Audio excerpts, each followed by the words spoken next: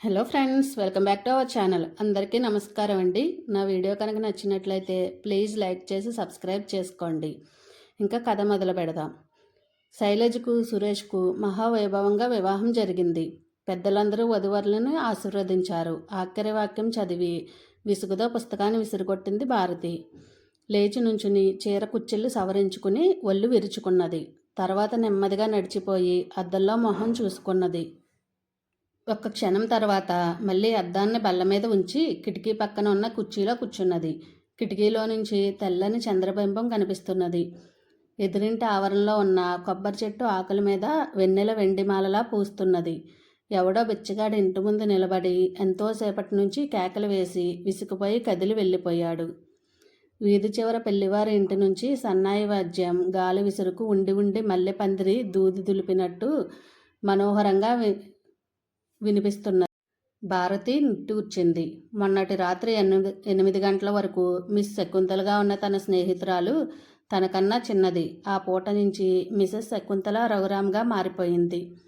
మరి కొద్ది రోజుల్లోనే భర్తతో పాటు బిలాయి వెళ్ళిపోతుంది. తర్వాత సంసారం పిల్లల హడావిడిలో పడిపోయి ఎప్పుడైనా సంవత్సరానికో 2 సంవత్సరాలకో బుద్ధి పుట్టినప్పుడు మళ్ళీ పుట్టింటికి వస్తుంది కాబోలు. భారతి కుర్చీలోంచి లేచి విసుగ్గా అటు ఇటు పచారీ చేస్తుంది. గోడ మీద ఆమె నీడ చిత్రంగా కదులుతూ ఉంటే అటే చూస్తూ ఏదో ఆలోచనలో పడి అలా చాలాసేపు పచారులు చేస్తూ ఉండిపోయింది. ఆమెకి క్రితం రాత్రి పెళ్లి ఊరేగింపు గుర్తొచ్చింది. శకుంతల తల్లిదండ్రులు సంపన్నులు. ఆమె ఒక్కదే వారికి ఆడపిల్ల. పైగా వరుడు ఉన్నతోద్యోగి. అందువల్ల వారు డబ్బు విరజమ్మి ముచ్చటలు వేడుకలు ఘనంగా జరిపించారు. ఒక కారును పూర్తిగా పూలతో నింపేశారు. ముందు యూనిఫామ్ ధరించిన బ్యాండ్ మేళం, వెనక సన్నాయి మేళం, ఆ తర్వాత వధూవరులు కూర్చున్న పూల కారు, దాని వెనుక నెమ్మదిగా నడుస్తున్న బంధువులు. అలా నేత్రపర్వంగా ఆ ఊరేగింపు తన ఇంటి ముందుగా సాగిపోతుంటే భారతి కనులెంతలు చేసుకుని రెప్ప వేయకుండా చూస్తూ నిలబడింది. ఆ ఊరేగింపు తమ ఇంటిని దాటి ఎంతో ముందుకు వెళ్ళి సందు మలుపు తిరిగే వరకు అలా గుమ్మాని కానుకుని ఆమె కొల్లారపకుండా చూస్తూనే ఉండిపోయింది. తర్వాత తలుపులు మూసి లోపలికి వెళ్ళి పక్క మీద వాలి నిద్రపోదామని ఎంత ప్రయత్నం చేసినా ఆమె కళ్ళల్లో చాలాసేపటి వరకు ఆ మనోహర దృశ్యమే నిలబడిపోయింది. భారతి తన నీడను చూసుకుంటూ పచారులు చేస్తున్నదల్లా చటుక్కున ఆగిపోయింది. ఆమెకెదురుగా గోడ మీద ఆమె బిఏ పట్టా వేలాడుతున్నది. ఆమె తండ్రి డిగ్రీ కాగితం రాగానే ముచ్చటపడి దానికి ఫ్రేమ్ కట్టించి గోడకు తగిలించి ఉంచాడు. భారతి దగ్గరికి వెళ్ళి దాన్ని పైనుంచి కింద వరకు చదివింది. తర్వాత కొద్ది క్షణాలాగి మళ్ళీ చదివింది. తన పేరును మళ్ళీ మళ్ళీ చూసుకున్నది. ఆ డిగ్రీ తనకు 18వ ఏటే చేతికొచ్చింది. అంటే 5 ఏళ్ల క్రిందటి సంగతి అది. అప్పటికి చదువు కాలేజీ ధ్యాస తప్ప తనకు మరేమీ ఉండేది కాదు. తోటి ఆడపిల్లలతో కలిసి కాలేజీకి వెళ్ళి శ్రద్ధగా పాఠాలు విని నేరుగా ఇంటికి వచ్చేయడం, ఇంటి పనుల్లో తల్లికి సహాయం చేసి మిగిలిన వ్యవధిలో తన పుస్తకాలు ముందు వేసుకుని కూర్చోవడం. అంతే తప్ప కాలేజీ పిల్లలు గుంపులు గుంపులుగా తన వెనక నడుస్తూ, కొందరు సైకిల్ మీద కొందరు ఫోజులు వేస్తూ వ్యంగ్యంగా మాట్లాడుకుంటూ వస్తూ ఉన్నా పట్టించుకోవడం జరిగేది కాదు. అప్పుడప్పుడు ఆమె తల్లి మాత్రం ఎదిగిన ఆడపిల్లను ఎన్నాళ్ళని ఇంట్లో ఉంచుకుంటామండి, ఎక్కడన్నా సంబంధాలను విచారించండి అంటూ ఉండేది. అందుకు సమాధానంగా ఆమె తండ్రి నవ్వి ఊరుకునేవాడు తప్పక సమాధానం చెప్పవలసి వచ్చినప్పుడు మాత్రం అబ్బా ఊరుకోవే, దాని పరీక్షలు కాకుండా ఎలాగూ అయినా తర్వాత చూద్దాంలే అనేవాడు. తర్వాత తన పరీక్షలు అయిపోయాయి. అప్పుడొకడు పెళ్లి చూపులకు వచ్చారు. చూసుకుని వెళ్ళిపోయారు. వారి దగ్గర నుంచి వెంటనే ఉత్తరం వచ్చింది. తమ పిల్లవాడు స్కూల్ ఫైనల్ మాత్రమే పాస్ అయ్యాడని, వాడికి బిఏ పిల్లను చేసుకోవడం తమకు అస్సలు ఇష్టం లేదని, పిల్ల బిఏ పరీక్షకు వెళ్ళిందన్న సంగతి తెలియక పెళ్లి చూపులకని వచ్చి ఇబ్బంది కలిగించినందుకు క్షమించవలసిందని ఉత్తరంలో సారాంశం. తర్వాత ఫలితాలు తెలిసాయి. తను అన్ని పాటల్లోనూ పాస్ అయ్యింది. గ్రూపుల్లో 2nd క్లాసు. మరొక నెల రోజులకు మరొక సంబంధం వచ్చింది. కట్నం విషయంలో తాము తూగలేకపోయారు. మరొక సంబంధం. వరుడు నల్లనివాడు, అతనికి తాను నచ్చలేదట. తర్వాత మరొక సంబంధం. వరుడు ఫ్లేడరు. అప్పుడు వరహీనం అనుకుని వెళ్ళిపోయారు. ఆ తర్వాత క్రమంగా కాలం గడిచే కొద్దీ ఇంత ఈడొచ్చినా పెళ్లి కాలేదెందుకో అనే విషయంతో సంబంధాల సంఖ్య తగ్గిపోయింది. సంవత్సరం క్రిందట తాను ఉద్యోగంలో చేరినప్పటి నుంచి మచ్చుకైనా ఎవ్వరూ రాలేదు. తండ్రికి వస్తున్న పెన్షన్ను తప్ప వేరే ఏ ఆదాయము లేని తమ ఇంటి పరిస్థితి తాను ఉద్యోగంలో చేరిన తర్వాత వస్తున్న 90 రూపాయలతో కొంచెం కుడిట పడింది. భారతి జడ ముందుకు వేసుకుని చివర్లను విప్పి మళ్ళీ అల్లుకుంటూ అటు ఇటు తిరగడం ప్రారంభించింది. బల్ల మీద నల్లని కవరు కనిపించేసరికి దాన్ని చేతిలోకి తీసుకుంది. ఆ కవరు 4 మూలలా పసుపు పొయ్యబడి ఉంది. లోపల తెల్లని పేపర్ మీద శుభలేఖ. మావయ్య కూతురు శశి పెళ్ళి మొన్న రాత్రి. ఇక్కడ శకుంతలకు ఏ ముహూర్తంలో పెళ్ళి అయ్యిందో సరిగ్గా అదే ముహూర్తానికి 100 మైళ్ళ దూరంలో మావయ్య గారి ఇంట్లో శశికి కూడా పెళ్లి జరిగి ఉంటుంది. మిస్ శశి చంద్రమూర్తిగా మారిపోయింది. 14 ఏళ్ల శశి పోయిన సంవత్సరం ఇక్కడికి వచ్చినప్పుడు తన చిన్న చెల్లెలుగా తిరిగిన శశి పెళ్లి కూతురై గృహిణి అయ్యింది. భారతి కవరు మళ్ళా బల్ల మీద పాడేసి తల్లిని తలుచుకుంటూ శశి పెళ్ళి శుభలేఖ రాగానే ముందు తామందరం బయలుదేరి వెళ్ళాలని అన్నదామె తల్లి. భారతి ఒక్క క్షణం ఆగి తల ఊపుతూ నేను రాలేనులే అమ్మా అన్నది. ఆమె ఆశ్చర్యపోయి అదేమిటే మా తల్లి అలా అంటావు? వాళ్ళేమైనా మనకు పరాయి వాళ్ళ? శశి పెళ్ళికి వెళ్ళకపోవడం ఏమిటి? పైగా నీకు అదంటే అభిమానం కూడా కదా అన్నది. భారతి అది కాదమ్మా అంటూ ఏదో చెప్పబోయి మానుకుని చివ్వున లేచి వెళ్ళిపోయింది. ఆమె తండ్రి ఆమె మనసును అర్థం చేసుకుని ఏమీ మాట్లాడకుండా కూర్చునిపోయాడు. తల్లి విసుగుతో ఏమిటో బాబు ఈ పిల్లలు, వీళ్ళతో వేగడం చాలా కష్టంగా ఉన్నది అనుకున్నది. తర్వాత పెళ్ళికి తల్లి తండ్రి ఇద్దరు ప్రయాణమై వెళుతూ ఉంటే భారతి నాన్న మావయ్య అడిగితే నాకు సెలవు దొరకలేదని చెప్పి సరిపెట్టండి అన్నది. ఆమె తల్లి సర్లే అమ్మా, నీకు రావడం కష్టమైనంత మాత్రాన ఏదో ఒక సాకు చెప్పి తప్పించుకోవడం మాకు కష్టమవుతుందా ఏమిటి అన్నది. ఆమె అమాయకురాలు, ఒట్టి బోలా మనిషి. భారతికి మనసు కలుక్కుమన్నది. కళ్ళ ఎదురుగా మనసును రంపపు కోత పెట్టే దృశ్యం. తన తల్లిని పెళ్లికి వచ్చిన వారందరూ వంతుల ప్రకారం ఎవరికి ఎదురుపడితే వారు కావాలని పలకరిస్తున్నారు. ఏవమ్మా పిల్ల పెళ్ళి ఎప్పుడు చేస్తావా అని ఒకరు. ఎదిగిన ఆడపిల్లను ఇంట్లో ఇంకా ఎలా ఉంచుకున్నావమ్మా? మా లచ్చికి 9వ ఏడు. నాకప్పుడే కాళ్ళ కింద మంటలు పెట్టినట్లుగా ఉంది. సంబంధాల కోసం మా వారు కాలికి బలపాలు కట్టుకుని తిరుగుతున్నారంటే నమ్ము అని ఒకరు. ఎదిగిన పిల్ల గుండెల మీద కుంపటి సుమా అని ఒకరు. ఏది అయినా పెళ్ళి దాని తర్వాత దాని అచ్చట ముచ్చట చిన్నతనంలోనే చెయ్యాలి. ఎద్దులా ఎదిగాక ఏం పెళ్ళిళ్ళు ఏం వేడుకలు అని మరొకరు అంటున్నట్లు ఆమె తల్లి ఏ సమాధానము చెప్పలేక అవమానంలో ముఖం కందగడ్డగా పైకి మాత్రం నవ్వడానికి ప్రయత్నిస్తున్నట్లు ఊహించుకుంది భారతి. నిలువెల్లా వణికిపోయింది. తర్వాత ఆమె కాసేపు కిటికీ పక్కనే కుర్చీలో కూర్చున్నది. మొదటి ఆట సినిమా వదిలినట్లున్నారు. వీధిలో గనగన శబ్దం చేస్తూ ఒక రిక్షా వెళ్ళిపోయింది. అందులో పసిపిల్లవాడిని ఒళ్ళో కూర్చోబెట్టుకుని ఒక ఆమె కూర్చుని ఉంది. పక్కన ఉన్నది భర్త కాబోలు. అతనేదో చెవిలో చెబుతూ ఉంటే ఆమె నవ్వుతుంది. తర్వాత ఒక ముష్టి మనిషి కేక వేసుకుంటూ నడిచిపోయింది. ఆ తర్వాత ఒక్క నిమిషం సేపు ఎవరూ వీధిలో కనబడలేదు. అంతలో తెల్లని పట్టుచీర కట్టుకుని 18 ఏళ్ల యువతి, నల్లని సూటు వేసుకున్న 25 ఏళ్ల యువకుడు చేతులు పట్టుకుని ఏవేవో కబుర్లు చెప్పుకుంటూ గలగలా నవ్వుకుంటూ నడిచి వెళ్ళిపోతున్నారు. భారతి లేచింది. కిటికీ 2 రెక్కలు మూసి వీధి గుమ్మం దగ్గరికి నడిచింది. వీధి తలుపులు 2 బార్లా తీసి ఉంది. గదిలోకి కాంతి తలుపులు తీయగానే 2 గీతలు గీచినట్లు పంచెలో కొంతమేర పడింది. అందులో తన నీడ చలిగాలికి పవిటి కొంగ మెడ చుట్టూ చుట్టుకుని ఆమె తన కదలని నీడను చూసుకుంటూ కొద్ది క్షణాలు అలా ఆగిపోయింది. ఎడమవైపు అరుగు మీద అంతవరకు పడుకుని ఉన్న వ్యక్తి అలికిడి విని తల తిప్పి చూశాడు. అతనికి పంచెలో కొంతమేర వెలుగు, అందులో భారతి నీడ కనిపించి ఉండగా భారతి అడుగు మీద ఎవరో ఉండడం గమనించి కూడా ఎవరోలే అనుకుని వెనుతిరగబోతుండగా ఆ వ్యక్తి త్వరగా అరుగు దిగి వచ్చి ఏమండి, విపరీతంగా దాహం వేస్తున్నది, కాసిన్ని మంచినీళ్ళు ఇప్పిస్తారు అని అడిగాడు. భారతి లోపలికి నడిచింది. వంటింట్లోంచి మరచెంబుతో నీళ్లు, ఒక గ్లాసు తీసుకుని చీరకొంగ మెడ చుట్టూ చుట్టుకుంటూ ముందు గదిలోకి వచ్చేసరికి ఆ వ్యక్తి గుమ్మంలో నిలబడి ఉన్నాడు. ఆమె కొద్ది దూరంలో నీళ్ళ చెంబు ఉంచగా దాన్ని తీసుకుని నీళ్లు గ్లాసులోకి వంచుకుని అతడు 3 గ్లాసుల నీళ్లు త్రాగాడు. ఎంతగా దాహంతో బాధపడుతున్నాడో మరి. కన్నెత్తకుండా గడగడా 3 గ్లాసులు నీళ్లు తాగేసి అప్పుడు పోయే ప్రాణాలు నిలబెట్టినట్లయింది అన్నాడు. భారతి ఎంతసేపు ప్రతిమల కదలకుండా నిలబడిపోయి అతన్ని పరిశీలించింది. అతడు తనకు అపరిచితుడు కాదు. ఎప్పుడో ఏ సందర్భంలోనూ తామిద్దరికీ పరిచయం ఉంది. ఎక్కడా ఎప్పుడూ అతని గడ్డం మాసి ఉన్నది. ధరించిన పైజామా చొక్కా కొద్దిగా మాసి ఉన్నాయి. మెడలో ఒక ముక్కుపొడు రంగు మఫ్లర్ ఉంది. క్రాఫు రేగు ఉంది. రైలు ప్రయాణం చేసి వచ్చిన వాడిలా ఉన్నాడు. కొంచెం దళసరి అద్దాలు. కళ్ళజోడును ఒక వేలుతో సర్దుకుంటూ మరొక చేత్తో నీలచెంబు గ్లాసు ఆమెకు చేరువలో ఉంచి అతను తల ఎత్తి చూశాడు.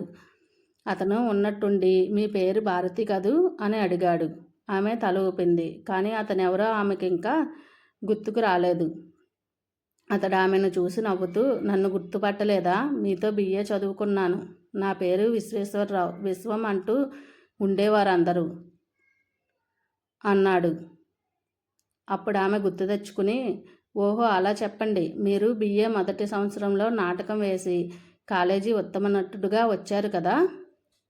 ఇప్పుడు గుర్తు వచ్చింది అన్నది.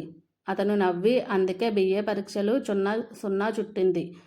అప్పుడు అందరూ నన్ను ఒక గొప్ప యాక్టర్ అనుకునేవారు. ఆ మాట నా ముందే అనేవారు కూడా. దానితో కళ్ళు నెత్తికెక్కి చదువు ధ్యాస వదిలి పరీక్షలు చెడగొట్టుకున్నాను అన్నాడు.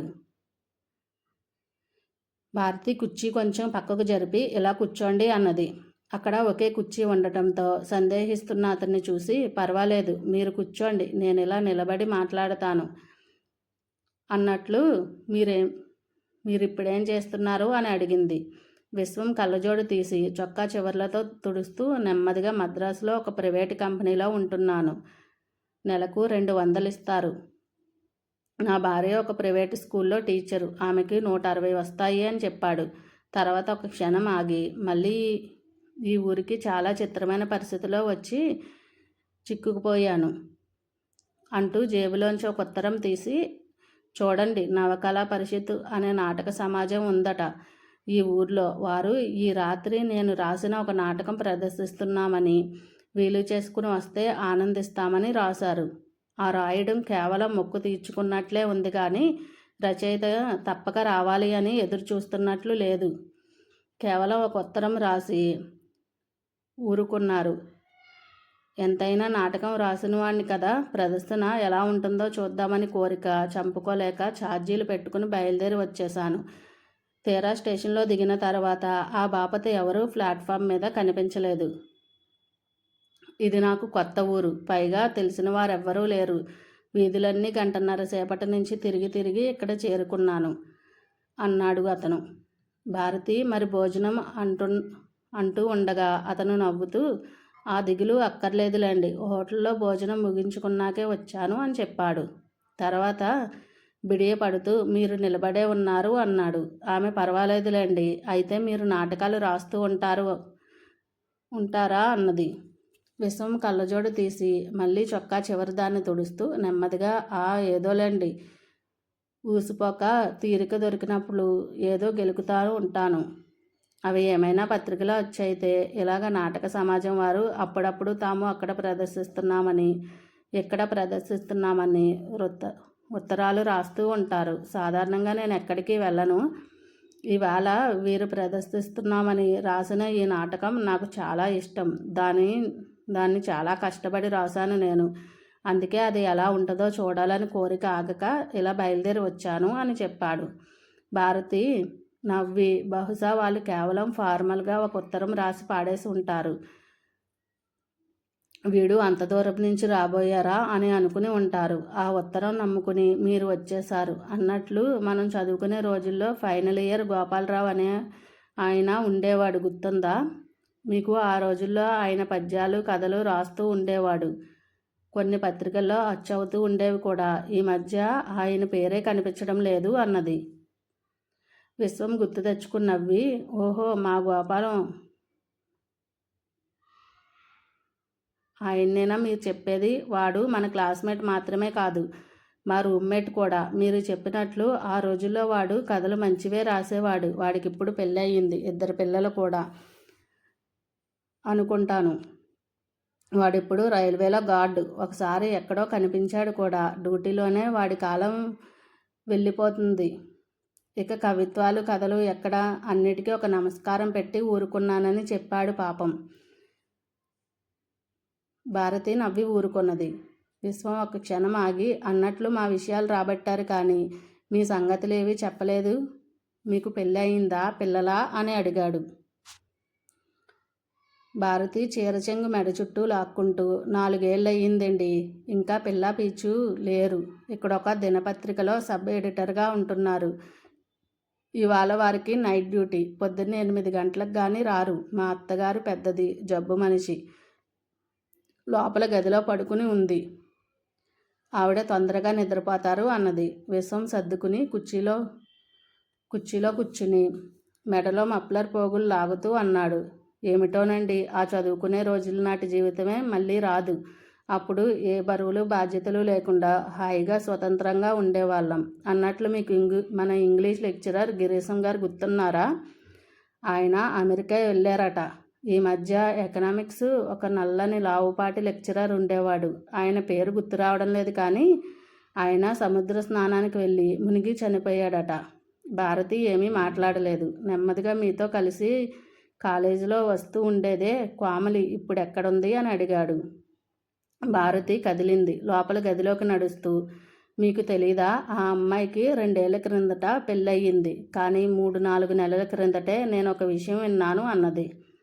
ఆమెకు అన్ని విషయాలు గుర్తు వచ్చాయి. కాలేజీలో చివరి సంవత్సరంలో ఈ విశ్వం ఆ కోమలి అనబడే పిల్లను ఎన్నో విధాలుగా బాధ పెట్టాడు. ఆ పిల్ల కుందనపు బొమ్మలా ఉండేది. సన్నగా, తెల్లగా, నడియాడుతూ వెన్నెల తీగలా ఉండేది. మెత్తగా మధురంగా మాట్లాడేది. ఆ పిల్లని తను ప్రేమించాడట. అలా అని ఉత్తరాలు రాసి వెంటపడి గోల చేశాడు. నలుగురిలో అప్రతిష్ట పాలు చేశాడు. ఇప్పుడు ఆ దీనురాలు గురించి వాకప్ చేస్తున్నాడు. ఇతనికే మహారాజులా పెళ్లి చేసుకుని మంచి ఉద్యోగం చేస్తూ సుఖపడుతున్నాడు.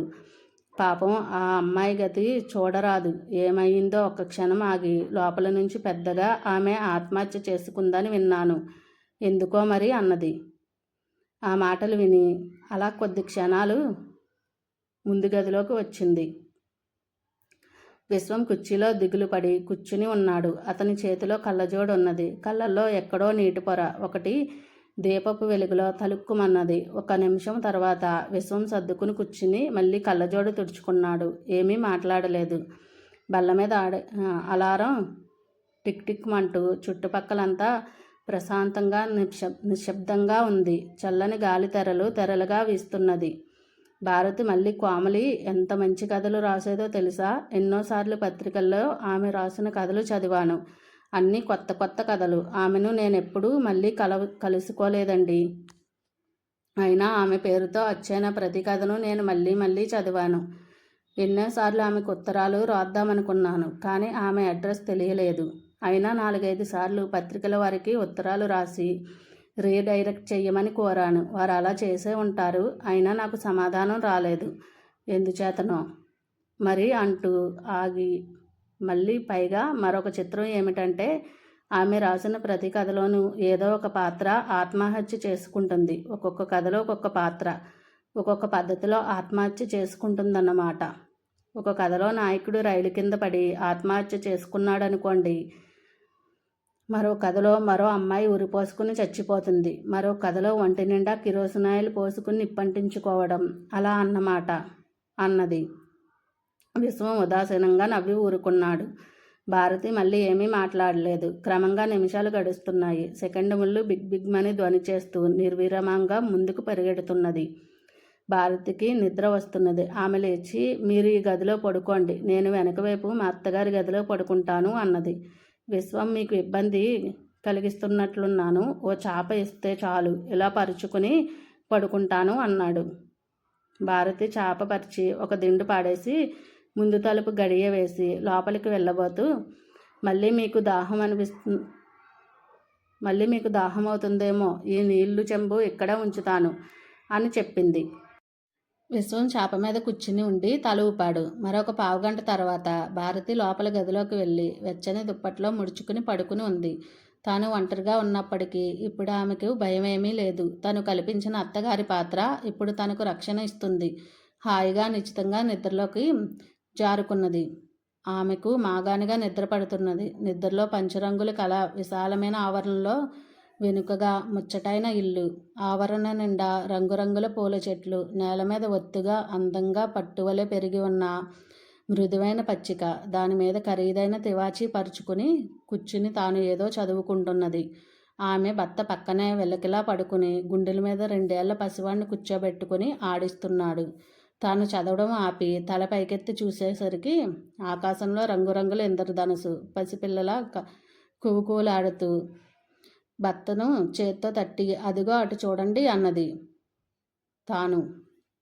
దాని వెంటనే మరొక కళ, దిగంతలో చుంబిస్తూ రోద చేస్తున్న సముద్రం, తెల్లని వెండి పల్లెంలా వెలుగులను చిమ్ముతున్న చంద్రబింబం ఆ అనంత జలరాశికి చిత్ర విచిత్రమైన రంగులను వేస్తున్నది. తీరాన తామిద్దరూ ఎన్నో జన్మల నాటి ఏవేవో కబుర్లు చెప్పుకుంటూ అటు ఇటు తిరుగుతున్నారు. ఆ తర్వాత కూడా అదే తరహా కలలు భారతికి బోలెడు వచ్చాయి.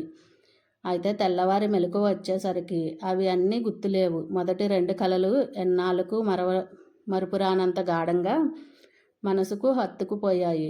ఆమె లేచి కొనుగోళ్లతో తల సవరించుకుంటూ ముందు గది గుమ్మం దగ్గరకు వచ్చి చూసేసరికి విశ్వం ఇంకా నిద్రపోతూనే ఉన్నాడు. అతని కళ్ళజోడు కుర్చీ మీద ఉంది. భారతి తనలో తాను నవ్వుకుని లోపలికి వెళ్ళి పనుల్లో నిమగ్నమయ్యింది. కాఫీ కుంపటి వెలిగించి నీళ్లు పాడేసి ముఖం కడుక్కునేసరికి ఎండ వచ్చింది. నీళ్లు దింపి కాఫీ పొడి చేసి పాలగిన్నెలో కుంపటిలోంచి ఉంచి ముందు గదిలోకి వచ్చి చూసింది. విశ్వం అప్పుడే లేచాడు. కళ్ళజోడు తడిమి తీసుకుని మొహానికి తగిలించుకున్నాడు. ముందు ఆమెను చూసి నవ్వి తర్వాత గడియారం వైపు చూపులు తిప్పి, అరే చాలా టైం అయిపోయింది, నాకు 8 గంటలకు బండి అన్నాడు. భారతి నీళ్ళ చెంబు పళ్ళపొడి ముందు గదిలోకి తెచ్చి ఇచ్చింది. వ్యవధి ఉందిలేండి, మొహం కడుక్కుని కాఫీ తీసుకుని వెలుదురు అన్నది. అతను కళ్ళజోడు మళ్ళీ కుర్చీ మీద ఉంచి పళ్ళపొడి కొద్దిగా చేతిలో వేసుకుని నీళ్ళ చెంబు తీసుకుని వెళ్ళి అరుగు మీద కూర్చుని మొహ ప్రక్షాళనం ప్రారంభించాడు. భారతి కాఫీ కలిపి తను త్రాగి అతని కోసం కప్పులో పోసి సిద్ధంగా ఉంచి తనలో తాను మరి అత్తగారికో పాపం అసలే జబ్బు మనిషి, పైగా పెద్దతనం కూడా అనుకుని నవ్వుకుంది. తర్వాత 8 గంటలకు శ్రీవారు వస్తారు కదా, అప్పటికి సిద్ధంగా కాఫీ ఫ్లాస్క్లో ఉంచవద్దు అనుకుని మళ్ళీ నవ్వుకుంది. విశ్వం మాసిన చేతురుమాలతో మొహం తుడుచుకుని కళ్ళజోడ పెట్టుకుని కుర్చీలో కూర్చుని ఉన్నాడు. భారతి కొంగు మెడ చుట్టూ చుట్టుకుని కాఫీ తెచ్చి అతని చేరువలో ఉంచి తీసుకోండి అన్నది. అతను బిడియపడుతూ కాఫీ చేతిలోకి తీసుకున్నాడు. తర్వాత ఒక్కసారిగా కాఫీ చప్పలించి తల పైకెత్తి చూసి, మరి కాఫీ మీకో అన్నాడు. నేనిప్పుడు తాగనులేండి, 8 దాటిన తర్వాత వారు డ్యూటీ నుంచి వస్తారు, అప్పుడు ఇద్దరం ఒకేసారి తాగుతాము. ఎప్పుడో ఎన్నేళ్ల నుంచో అలాగే అలవాటైపోయింది. మా అత్తగారికి ఇప్పుడే ఇచ్చి వచ్చాను అని చెప్పింది. భారతి మళ్ళీ పవిటి చెంగు మెడ చుట్టూ లాక్కుంటూ, పైగా ఒక క్షణం ఆగి, మీరు 8 గంటల బండికే వెళ్ళిపోవాలి అంటున్నారు, లేకపోతే ఆయన రాగానే పరిచయం చేద్దును అన్నది. విశ్వం ఖాళీ కప్పు కింద ఉంచి, ఎందుకులేండి, ఇప్పటికే మీకు చాలా ఇబ్బంది కలిగించాను, ఇక సెలవు తీసుకుంటాను అంటూ లేచాడు. జేబులో చెయ్యి పెట్టి కొన్ని చిల్లర రూపాయి నోట్లు యువతలకి తీసి లెక్క పెట్టుకుని చాలు అని గొనుక్కున్నాడు. తర్వాత చేతులు జోడించి సెలవు అన్నాడు. ఆమె కూడా తల ఊపుతూ చేతులు జోడించింది. అతను నెమ్మదిగా అడుగులు వేస్తూ వీధి వాకిలి దాకా వెళ్ళి ఎందుకో ఒక క్షణం నిలబడిపోయాడు. భారతికి అనుమానం వేసింది. అతను తనను గురించి తాను కల్పించి చెప్పినవన్నీ నమ్మినట్లు. నిదర్శనం ఏమిటి? వెనుతిరిగి వచ్చి, ఎందుకలా అబద్ధాలు చెప్పారు? నేనంత నమ్మదగిన వాణ్ణి దుర్మార్గుణ్ణి అనుకున్నారా అని అడుగుతాడేమో. ఒకవేళ నిజంగా అలా అడిగితే ఏం చెప్పాలో తోచలేదు ఆమెకు. విశ్వం వెనుతిరిగి ఆమె వంక చూశాడు. అతని కళ్ళు నీళ్లతో నిండి ఉన్నాయి. అతడు ఒక్క అడుగు ముందుకు వేసి ఆర్ద్రస్వరంతో, ఈ దిక్కులేని ఊర్లో నన్ను సోదరులా ఆదరించారు మీరు. మీకు నన్ను గురించి అంతా నిజమే చెప్పడం ముఖ్యమనిపిస్తున్నది. ఇన్నేళ్లుగా ఎందరి దగ్గరో ఎన్నో అబద్ధాలు చెప్పాను. ఎంతోమందిని కేవలం మాటలు చెప్పి మోసం చేశాను. కానీ మీ దగ్గర అలా చెయ్యలేకపోతున్నానెందుకో. మీరు నన్ను ఆదరించడమే గనుక కోమలి గురించి సమాచారం అందించి పుణ్యం కట్టుకున్నారు. నేను మా ఆవిడ ఉద్యోగాలు చేస్తున్నామని చెప్పాము కదా, అది అబద్ధం. నాకు అసలు పెళ్లి కాలేదు. నేను చేసుకోలేదు. కోమలికి నేను ద్రోహం చేశాననిపించింది. ఆమెను నేను మనసారా ప్రేమించాను. అది వాస్తవం. ఆమె ప్రేమను కూడా పొందాను. కానీ అదే నా దౌర్భాగ్యం. అనేక కారణాల మూలంగా ఆమెను మాత్రం పొందలేకపోయాను. ఆమెకు పెళ్ళి అయ్యిందని, ఆత్మహత్య చేసుకుందని మొదటిసారి ఇదే నేను వినడం. నాకింతవరకు ఆమె గురించి ఏ వివరాలు తెలియదు. నమ్మండి అంటూ ఆగాడు. మళ్ళీ తనను తాను సంభాళించుకుని, కోమలిని పొందలేని నా బలహీనతకు ప్రాయశ్చితంగా ఆత్మహత్య చేసుకుందామనుకున్నాను. ఎన్నోసార్లు ప్రయత్నించాను కూడా. కానీ ధైర్యం చాలలేదు. నాకు లేని సాహసం కోమలికున్నది. అందుకే ఆమె దాటిపోయింది. ఆత్మహత్య చేసుకుందామనిపించినప్పుడల్లా కథ రాసి అందులో నన్ను ఒక పాత్రలో ఊహించుకుని ఆ పాత్రను ఆత్మహత్యకు పాల్పడేలా చేసి తృప్తి చెందేవాణ్ణి. మీరు కోమలి పేరుతో చదివిన కథలన్నీ నేను రాసినవే. మీ ఉత్తరాలు కూడా నాకు చేరాయి అన్నాడు. భారతి గుమ్మాన్ని కానుకుని నిలబడి వింటున్నది. అతడు మళ్ళీ, నేను చేసే ఉద్యోగం ఏమిటో చెప్పనా? చాలా సినిమాల్లో యుద్ధ దృశ్యాలు ఉంటాయి కదా. రాజులతో పాటు వాటి వెనకాల పోట్లాడుతూ ఉండేందుకు ఎందరో మనుషులు కావలసి వస్తారు. ప్రతి సినిమాలోనూ ఆ సీనుల్లో రెగ్యులర్గా పాల్గొనే వాళ్ళలో నేనొకణ్ణి. రోజు ఎంతని జీతం ఇస్తారు. అది నా ఉద్యోగం. ఏదో అలా గడిచిపోతున్నది జీవితం అంటూ కళ్ళు తుడుచుకుని, ఎందుకో అన్ని వాస్తవ విషయాలు మీ ముందు మనసు విప్పి చెప్పాలనిపించింది.